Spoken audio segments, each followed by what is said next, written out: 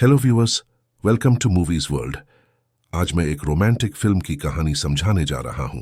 Movie के शुरुआत में हम जेसन नाम के एक लड़के को देखते हैं जो एक स्टूडेंट होने के साथ साथ एक सोशल मीडिया सेलिब्रिटी भी है, क्योंकि जेसन एक फेमस सिंगर था।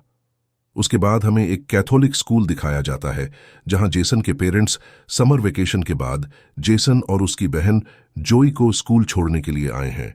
और वहीं हम सारा नाम के एक लड़की को भी देखते हैं जो जेसन को लाइक करती थी।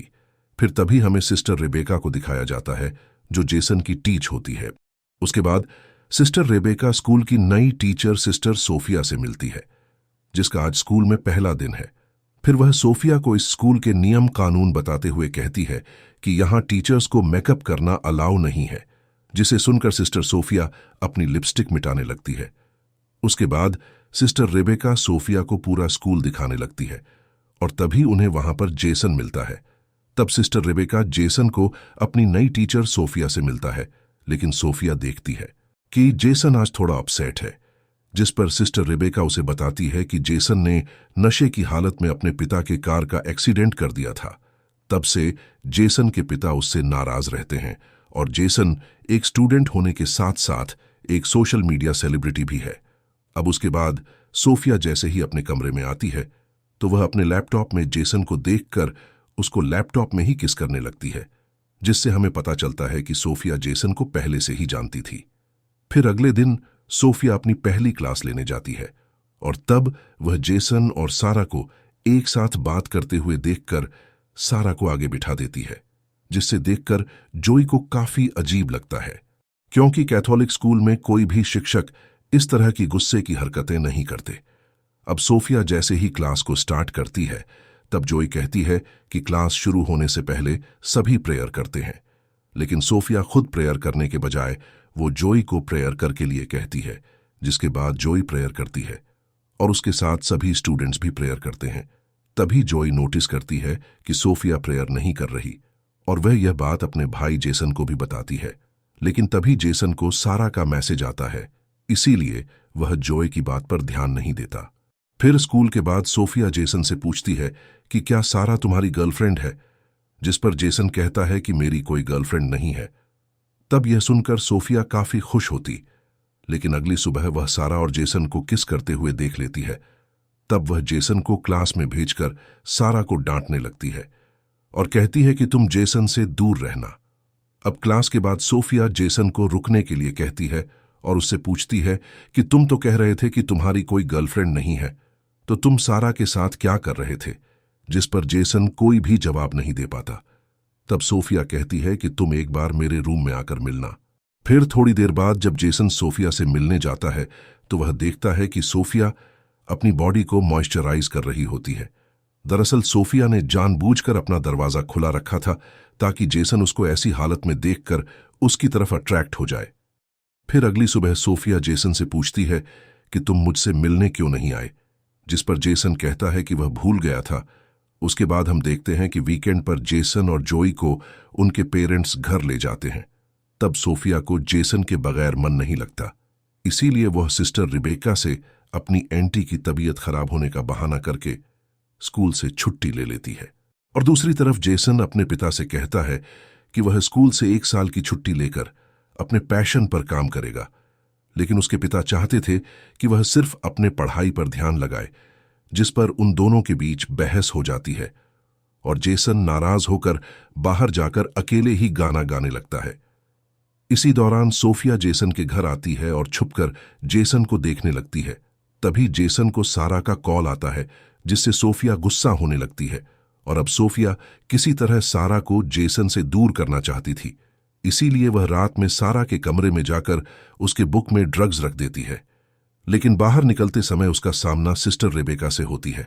तब वह उन्हें बताती है कि उसे किसी की आवाज सुनाई दे रही थी, इसीलिए वह देखने के लिए यहां पर आई थी। फिर अगली सुबह सोफिया सारे स्टूडेंट्स को अपनी बुक खोलने के लिए कहती, तब सोफिया सारा को ड्रग्स के साथ पकड़ लेती है और कहती है कि तुम्हें इसके लिए बहुत बड़ी सजा मिलेगी। उसके बाद यह खबर पूरी स्कूल में फैल जाती है, जिससे सारा को स्कूल से निकाल दिया जाता है। फिर उसके बाद हमें पास्ट का एक सीन दिखाया जाता है, जिसमें सोफिया ने जेसन को गाते हुए पहली बार सोशल मीडिया में देखा था और वह उसकी तरफ काफी अट्रैक्ट हो गई थी। फिर वह जेसन से मिलने के लिए सोफिया नाम की एक लड़की से मिलती है जो उसी स्कूल में रर होने वाली थी। तब वह उसका मर्डर करके उसको ठिकाने लगा देती है और वह उसकी जगह खुद सोफिया बनकर स्कूल में एंटर हो जाती है। अब प्रेजेंट टाइम में हम देखते हैं कि जेसन स्कूल के काम कर रहा है और पौधे लगा रहा है। तभी सोफिया उसके पास आती है और मदद करने के बहाने उसको उकसाने लगती है। तब वहीं पर जोए भी ये सब नोटिस कर रही थी। अब रात में हम देखते हैं कि सोफिया चुपचाप जेसन के कमरे में जाती है और अपना मोबाइल रिकॉर्डिंग ऑन करके वहीं रख देती है। इसी दौरान जेसन भी जाग जाता है और सोफिया को अपने कमरे में देखकर वो चौंक जाता है। तभी सोफिया जेसन को सेड्यूस करने लगती है, पर जेसन ये सब करने से मना कर रहा था। लेकिन सोफिया उसको किसी तरह अपने बहकावे में ले लेती है और उसके साथ इंटीमेट होने लगती है। फिर अगले दिन जेसन को काफी पछतावा होता है, इसीलिए वह चर्च में जाता है इस बात का कन्फेस करने के लिए कि उससे बहुत बड़ा पाप हो गया है। लेकिन जैसे ही वह फादर से माफ मांगने लगता है, तभी वह देखता है कि वहां फादर नहीं बल्कि सोफिया है। तब वह जेसन के गोद में आकर बैठ जाती है और एक बार फिर से उसके साथ इंटीमेट होने लगती है। फिर अगले सीन में हम देखते हैं कि वीकेंड के कारण जेसन अपने घर चला जाता है। तभी उसे सारा का मैसेज आता है जिसमें वह जेसन को पार्टी के लिए इनवाइट करती है। इसलिए रात में जेसन अपने पिता से सारा के पार्टी में जाने के लिए परमिशन मांगता है, लेकिन उसके पिता उसे जाने से मना कर देते हैं, जिससे उन दोनों के बीच बहस हो जाती है। जिसके बाद जेसन अपने पिता के परमिशन के बिना ही सारा के घर निकल जाता है और वही सोफिया भी उसके पीछे जाने लगती है। अब जेसन सारा के घर जाकर काफी ड्रिंक करने लगता है, जिसके बाद सारा उसको कमरे में ले जाती है और उसको किस करने लगती है। लेकिन तभी जेसन को सोफिया के साथ हुए इंटीमेट के बारे में याद आने लगता है, जिसके बाद वह एक बियर बोतल लेकर वहां से निकल जाता है। लेकिन खुलेआम बियर ले जाने के कारण पुलिस उसको पकड़ लेती है, पर वहां सोफिया आकर उसको किसी तरह पुलिस से बचा लेती है। जिसके बाद सोफिया उसको अपने साथ एक होटल रूम में ले जाती है। फिर वहीं दूसरी तरफ जेसन की मां उसके पिता को समझाती है कि हमें जेसन को उसके पैशन के लिए 1 साल का समय देना चाहिए, जिस पर जेसन के पिता मान जाते हैं और उसको घर वापस लाने के लिए जाते हैं। और उधर जेसन को रूम में ले जाने के बाद सोफिया अपने कपड़े उतारने लगती है ताकि वह दोनों फिर से इंटीमेट हो सके। लेकिन जेसन कहता है कि हम दोनों ने जो भी किया वह एक भूल था, इसीलिए आगे से हम दोनों यह सब कभी नहीं करेंगे। लेकिन सोफिया कहती है कि हम दोनों सिर्फ एक दूसरे के लिए ही बने हैं, इसीलिए हम दोनों को हमेशा एक साथ रहना चाहिए।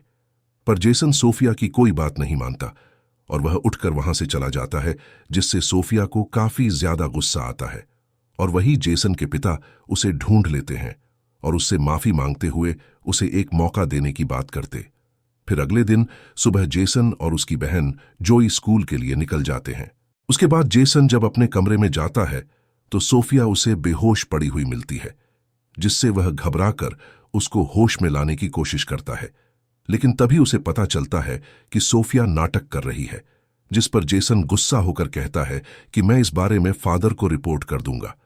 लेकिन सोफिया कहती है कि तो मैं भी सबको बता दूंगी कि तुमने किस तरह एक टीचर के साथ रंगरेलियां मनाई है। अब जेसन समझ जाता है कि वो बुरी तरह फंस चुका है। उसके बाद क्लास में हम देखते हैं कि सिस्टर रेबेका सारा को वापस स्कूल में ले आई है। तब सोफिया गुस्सा होकर अपने रूम में आती है और एक साइको की तरह बिहेव करने लगती है। उसके बाद रात को सारा जब नहा रही होती है, तब सोफिया वहां जाकर उसका सर दीवार पर पटक पटक कर उसको मार डालती है और फिर वहां साबुन गिराकर इसको एक नॉर्मल हादसे में बदल देती है।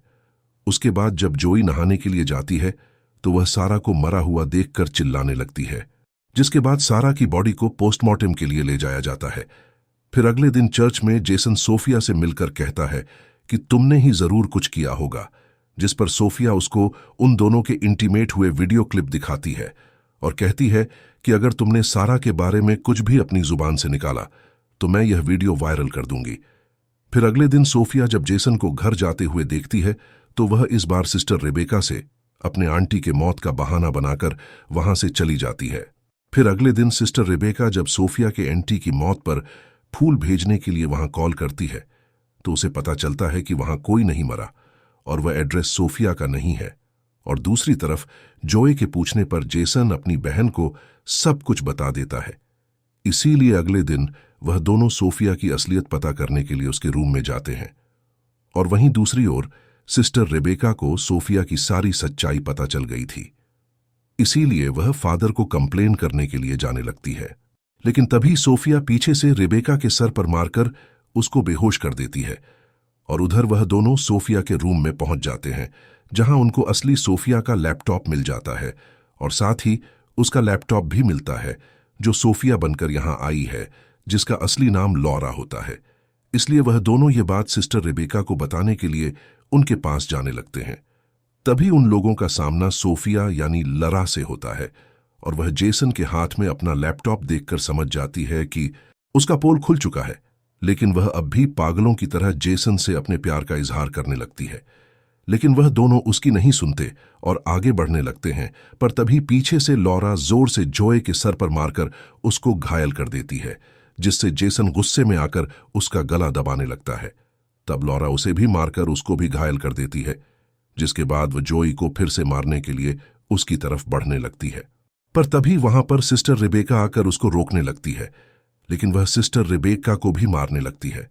तभी जेसन अपने पॉकेट से स्क्रू ड्राइवर निकालकर लॉरा के पीठ में घुसा देता है, जिससे वहीं पर लॉरा की मौत हो जाती है। उसके बाद हमें स्कूल के ग्रेजुएशन का दिन दिखाया जाता है, जिसमें जेसन के पिता जोई को उसकी मां की कार और जेसन को एक नया गिटार गिफ्ट करते हैं। और इसी हैप्पी सीन के साथ ये मूवी यहीं पर खत्म हो जाती है।